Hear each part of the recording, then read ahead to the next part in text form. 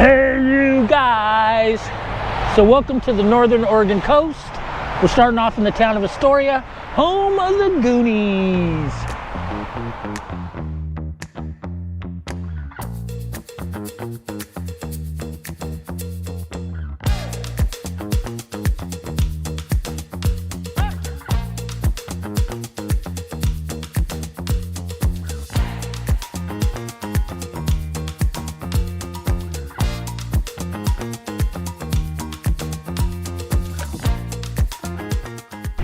We're starting off this morning at the Oregon Film Museum because there were a lot of films filmed in Astoria and in northern coast of Oregon.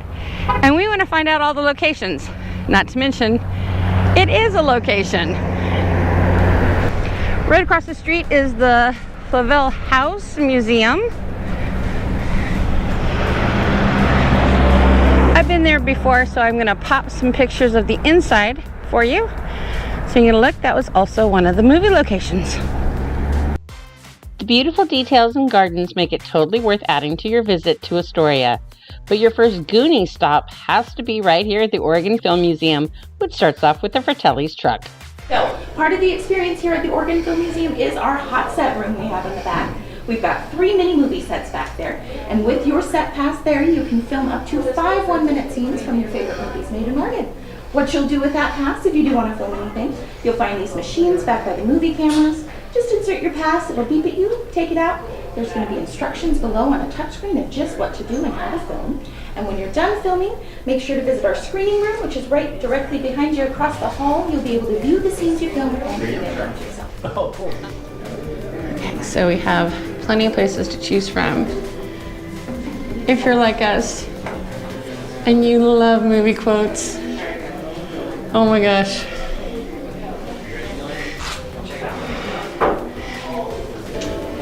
As someone who runs a museum, I can tell you this is very well done.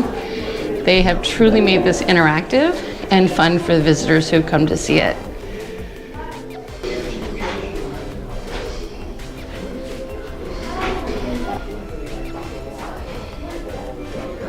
And look at that, some county history. I got to hang out with Brand, while Harry got to hang out with Sloth.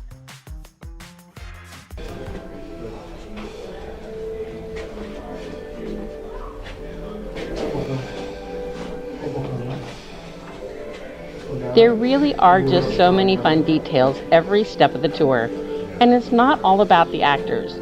Everyone on the film set is honored here, including producers, the screenwriters, and even marketing.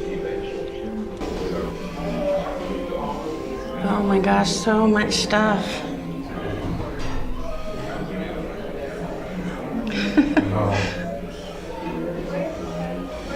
So Kindergarten Cop was one of the films. We're gonna go by that house a little bit later. We both really enjoyed how they featured these crew members in such an imaginative way.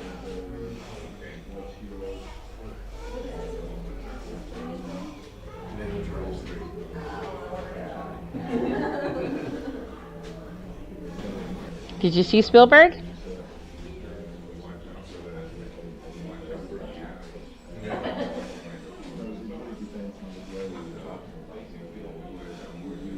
Oh, check it out. How fun is that?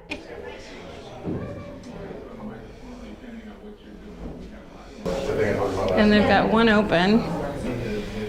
So if you want to go and think I'll talk Harry into going in there, taking a selfie? I think that's a yes. Oh yeah, it happened.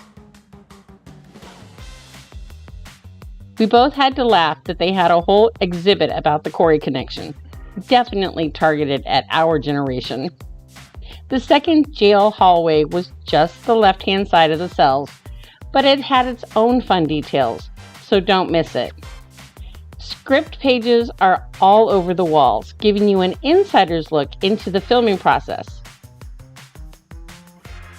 And of course, the whole point of the movie, the treasure. There's even set design art here. Storyboarding.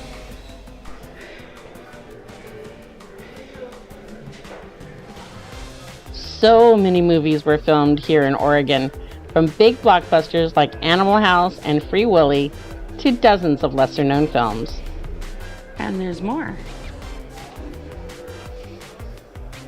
Yep, One Flew Over the Cuckoo's Nest was filmed in Northern Oregon, as was Point Break.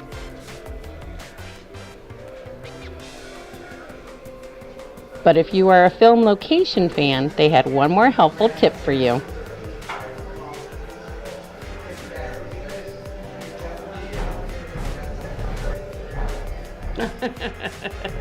It's an app. And a really fun app at that. Well, time to make a movie. There were a few stations, but it was pretty crowded, so we did this one since The Shining was filmed near Mount Hood.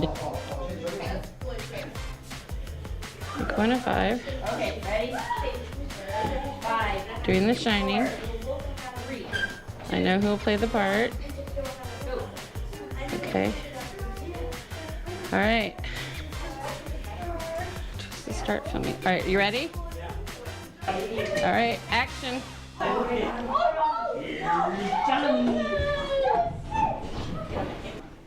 Trust us, it wasn't as easy as they make it look. Okay, so this is where you come to see your films and send them to yourself.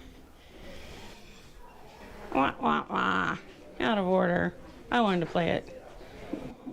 At this point, you get to go over your film clips, whether you filmed 1 or 5, and have them emailed to you. Definitely the easiest part of this process. And this was our final clip.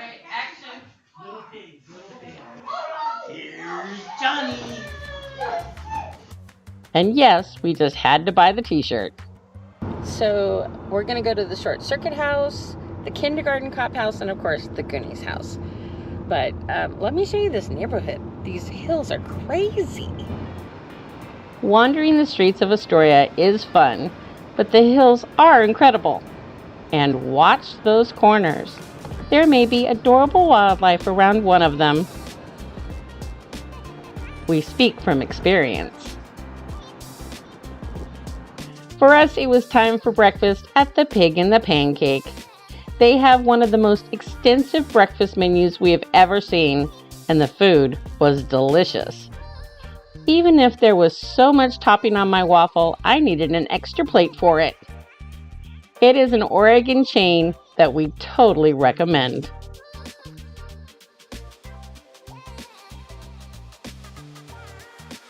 The app that we downloaded at the museum gives you mapped directions, step by step, so you can easily find one location after another.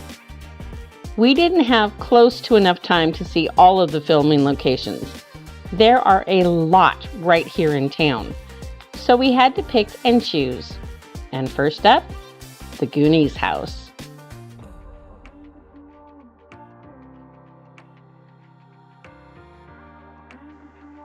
You can see right away how popular this house still is for movie buffs. No cars allowed, so you will have to find parking and hike up the hill. There isn't an interior tour offered, but the new owner since 2023 is a huge Goonies fan and encourages outside selfies from the sidewalk or drive.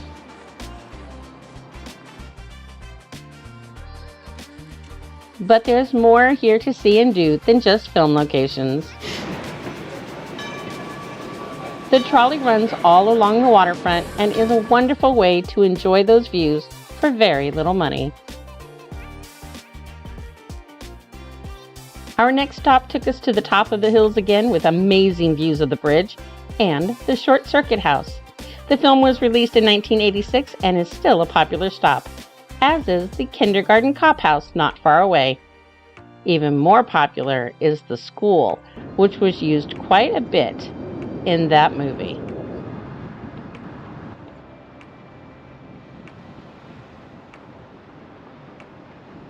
All right, here at our last location, this is the school from Kindergarten Cop that he came to teach at. The It's Not a Tumor. Yeah, that one. So it's our last film location before we head on down the coast. yeah, we had fun roaming around Astoria, looking at all the film location sites. So it was fun, something to do if you're here in town. So now let's go out to Lighthouse Park and see our first lighthouse of the trip. All right, let's go. One of the reasons we will be returning is the Columbia River Maritime Museum. As we've mentioned and featured in other videos, we love boats, and you can even tour one here. And we have one more Goonies location here. This is the bowling alley where Chunk watches for Telly's car chase.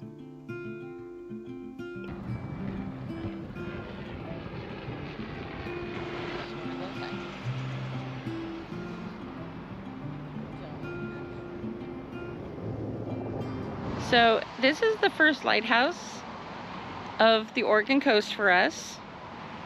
Definitely not what we expected. It's not on the coast.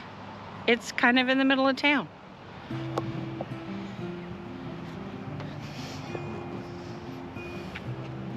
Extremely landlocked.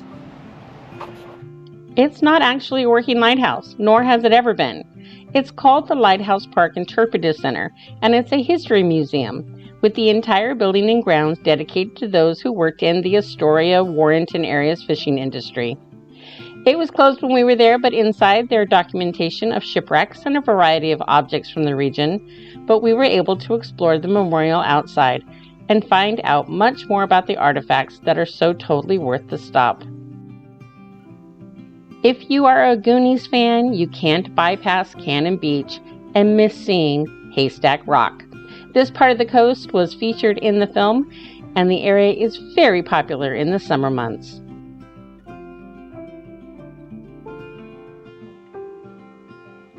But we had far to go, and our next stop, the Tillamook Cheese Factory and Creamery, was still an hour away.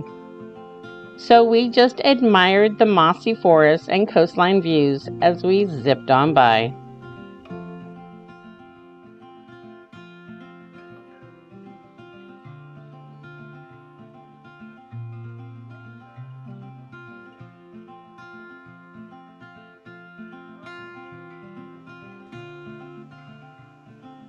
Yep, we totally went into the wrong entrance, but finally found our way to the huge parking lot by going to the second driveway. Don't be discouraged by the parking. There's lots of room inside, even on a busy day. And we were there on a very busy day. This factory, part museum, opened in 1949 and is one fun place to visit. You start off in the entry hallway with the history of the company. We loved that they had actual artifacts on display here.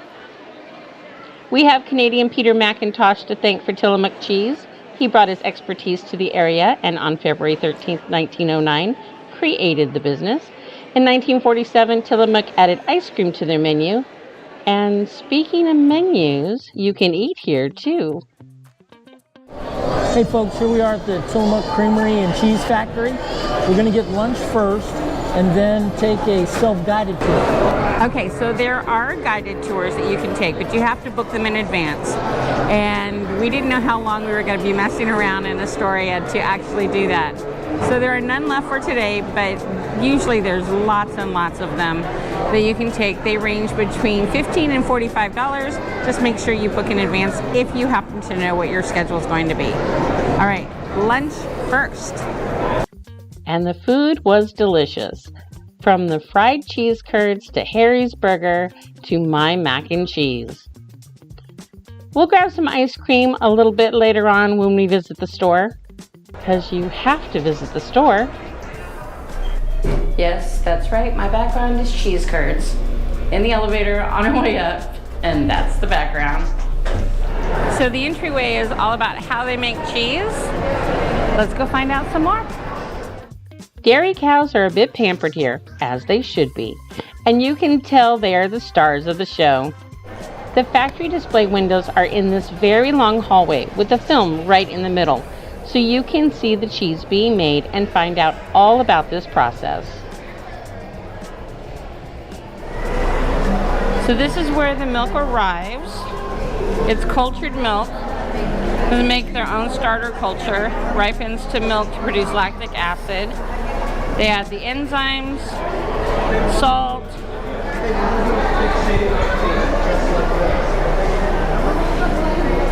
so the milk arrives in pipes, and it takes 10 pounds of milk to make 1 pound of cheese. Okay, they pipe the milk into 8 stainless steel cooking vats. That's what this guy is doing right here. Less than 2 hours, all that fresh cow's milk is transformed into curds and whey.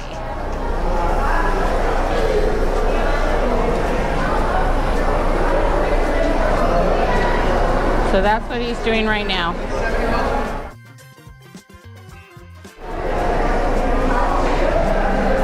So most of the liquid whey drains off the top belt. Agitators stir the loose curds as they're transported on the belt. I don't see a belt. But maybe that all happens inside. Oh yeah, that's inside the tank. The blanket of curd wraps from the middle belt down to the bottom belt, stretching as it makes the turn and flips over. At the end of the belt, a mill slices the curd mat into pieces. Okay. So that's all happening inside those drums.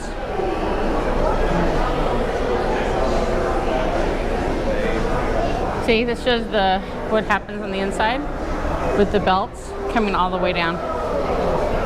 So this factory opened in 1949, and they still made the cheese the old-fashioned way with open vats and slicing everything themselves. Today, that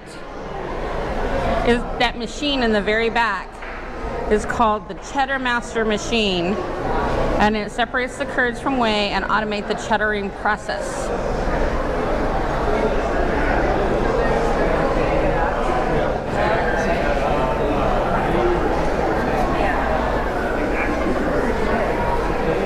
So they use about 165 pounds of salt for every 53,500 pound vat piped into this room from a salt room behind the scenes.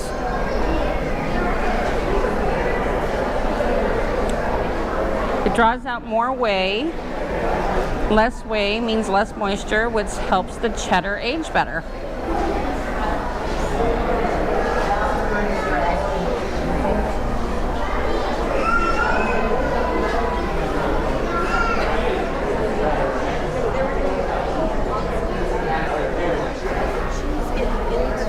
So each block forming tower holds 800 pounds of cheese curds before they take it all out and seal it. How very cool. Each block weighs 40 pounds. You can just imagine how much cheese is made each day. They secure a clear bag on the base of each tower, waiting for the next block of cheese to emerge. They grab the bag block, checks the cheese, tucks it in the corners, and sends it down to the orange vacuum sealer.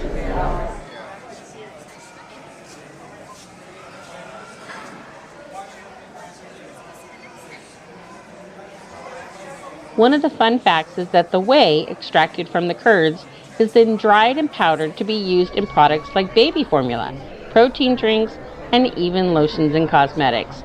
So nothing is wasted in this process.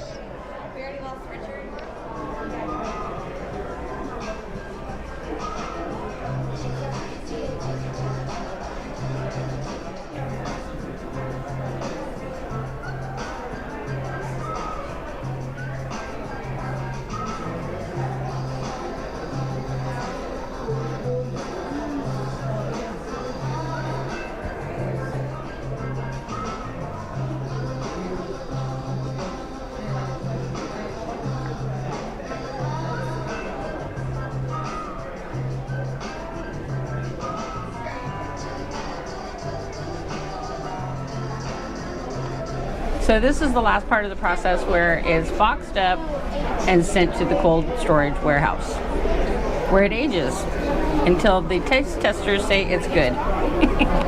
So the blue octopus, which you're going to see here in a second, right there, moves really fast.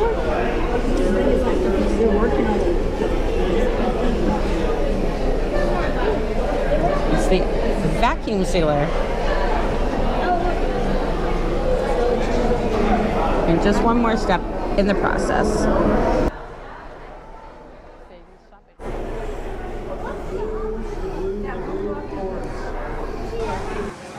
See the packages come out?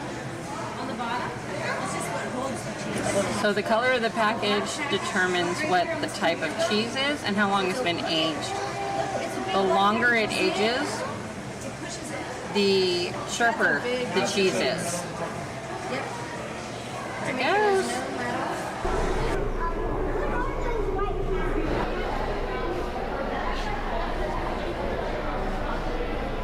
Alright, so this is where the loaves get weighed. And it looks like there's a little bucket there of trimming where it was like too much cheese and they trimmed it off so it fits the package and is the proper weight for shipping. Look at those giant blocks. See, they chop them right over there.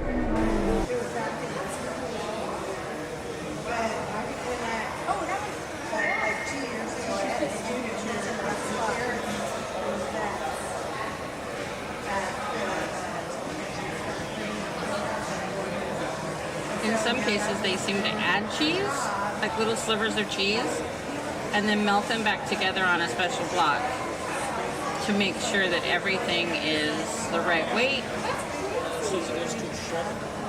and the right size. And then it goes into the scraps from the overweight ones go to a shredder to make the shredded cheese. That is a lot of cheese. I wonder what they do with the cutoffs. They shred it. They turn it into shredded cheese. You see that? All the extra going in as it comes out of the cutter. She's hauling that away to go to the shredder. Puts it in a bucket, sends it off. Gets a brand new bucket to hold the new pieces that come off of the blocks of cheese as they're cut. And there goes another shred. Block goes in. Gets sliced at the same time. That's a pretty cool tool. Watch, so she puts it there. That cuts it right there. And gives her the extra piece. It's a good thing we had lunch before taking the tour, because seeing all of this definitely makes you want to try some of it. Having a good time in this factory. Having a great time in this factory. Well, somebody's got to do it. Why not us? Okay, so we got sharp white cheddar and medium cheddar. Remember, the difference is how long that they're aged. And the further they're aged, the sharper tasting they are. So let's give them a try. Yeah, okay. Let's try the Sharp white?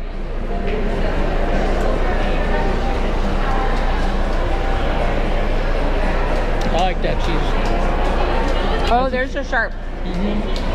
As you're chewing. It was also the cheddar or the cheese that I got on my cheeseburger at the cafe. Oh, okay. And the other one is the medium, right? Yep. Okay. Yeah. It's smoother. Very different. Not as sharp. For lack of a better term. He's right. The white one, after you chew it for a couple of seconds, it really just kind of bite your tongue. So it is really sharp. And this one, the yellow one, is very, very mild. So, like I said, somebody had to do the job, right? Yep. All right, so we had a great time at the Tillamook factory. I think the kids in our lives, if you saw our Jelly Belly episode last year, yeah, they would love this. So let's show you our little bag of goodies. Cheese, of course. All sorts of fun stuff. And what you got there? We have sea salt and honeycomb toffee ice cream. How is it? Really good. My way. All right. All right. Oh, holy moly. This is good. Wow. It's not like chunky. There is like honeycomb in there. You can see. But it doesn't feel chunky on your tongue. It feels really smooth. Good stuff. All right, on to Florence. Our day of cheese didn't end at Tillamook. Just a mile further down the road is our next stop, and one we hope you will want to visit, and maybe camp out there too.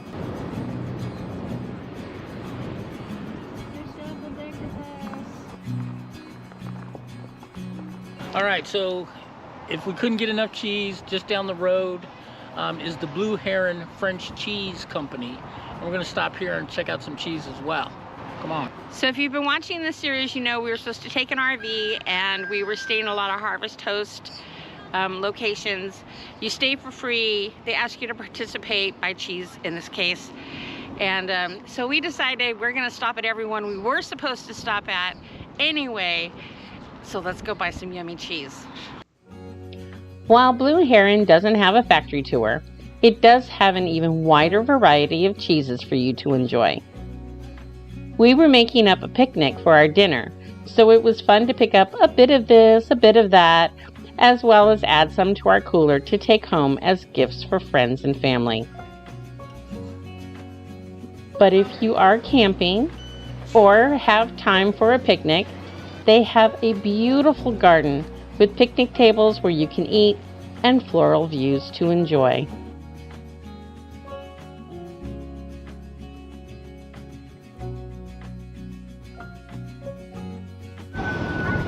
They have lots of fun vehicles around, but they also have a petting zoo.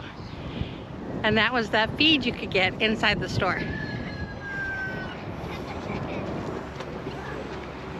Like your pigs, cows.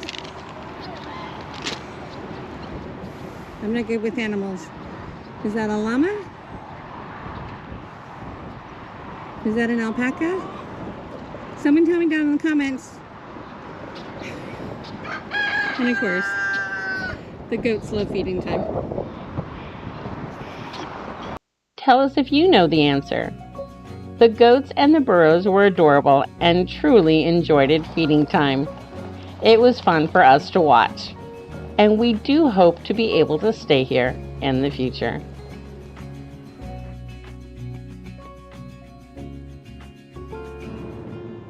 From here, it's still about 3 hours to get to Florence, and we still had several stops along the coast we wanted to make before sunset.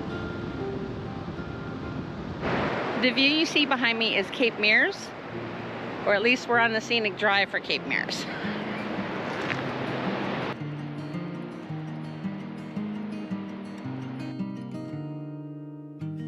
It's more than enough to let the light in. The way you're making me feel it's divine. This is an area where a little bit of research will pay off big. The map shows several areas where you can stop and get a big coastal payoff quickly.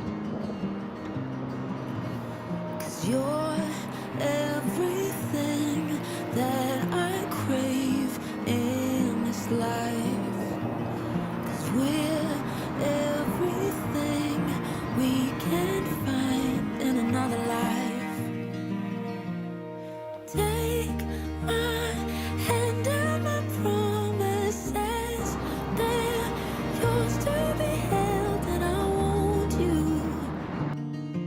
Right past Pacific City were 2 spots on our list.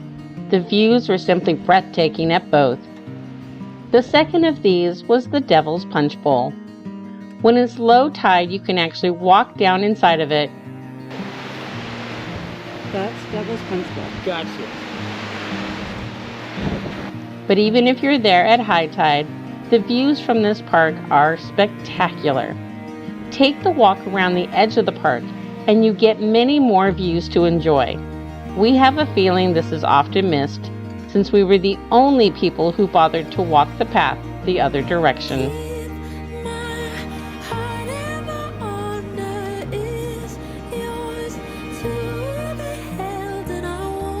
Next up, the Yaquina Head Lighthouse and the gorgeous bridge that leads into Newport.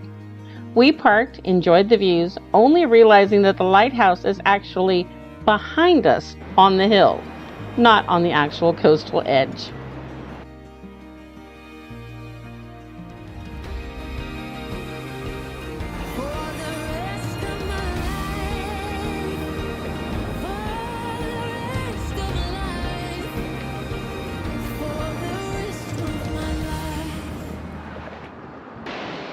I'm gonna go take a look at the Devil's Churn, not to be confused with the Devil's Punch Bowl. The trail down is a bit steep, but accessible if you're up for the walk back up. And after you cross that wooden bridge, there's an overlook where you can venture to the bottom of the stairs if you wish. The inlet developed over many thousands of years as wave action carved into the basalt shoreline, first forming a deep sea cave whose roof eventually collapsed. As the tide comes in, it can throw spray several hundred feet into the air when the waves reach the edge of the churn. Visitors are warned to be cautious when visiting the churn, as it can be very dangerous. I was happy that Harry ventured down and got video so you could see how wet and slippery the basalt rock is, and it bites if you're not careful. But also because he's after me all the time for getting too close to the edge to get the shot. What do you think? Did he get too close? Anything to show you guys what it's really like and how amazing a place really is.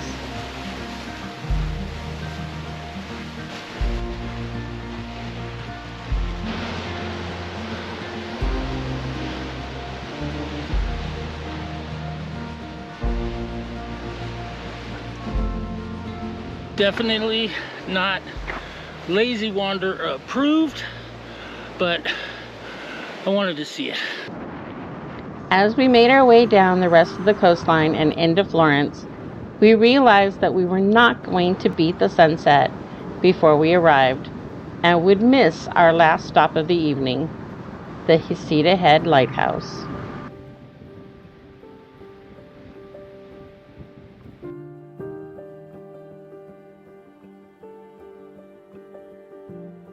Good morning, everybody. It was so late when we got into Florence last night. We really couldn't see the views on the coast that are just spectacular. Yeah, there's certain sections of this highway, this is 101 South, that actually rival the PCH. There's some very scenic stretches. It's really beautiful. We just wish Oregon would have made more pullouts like the one we're standing in right now at the Heceta Head Lighthouse Lookout. So we're gonna sign off from here, but we're gonna show you a whole bunch of beautiful views you're not gonna wanna miss.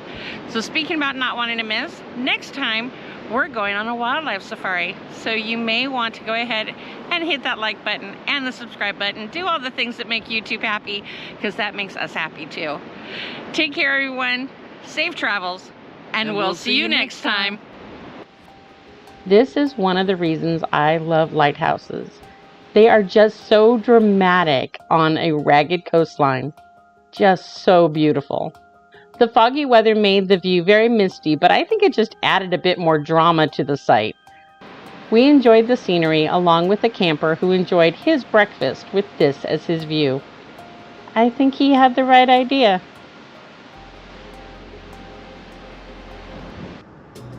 On our way south to our next destination were the Sea Lion Caves. Unfortunately, midsummer isn't the best time to see them, so we headed to the farm, where family friends were waiting for us. Our drive also gave us the chance to share these amazing views of Baker Beach with you. Now you can see why we came back this way in the morning. Simply spectacular.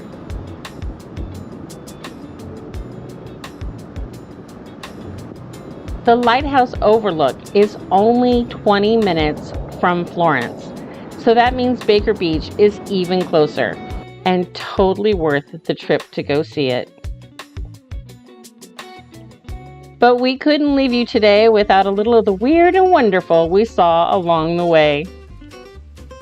Thanks for hanging out with us today. We hope you will subscribe and come along with us on all of our adventures. If you missed our video about the farm and Southern Oregon, we'll leave that link for you right here. See you next time.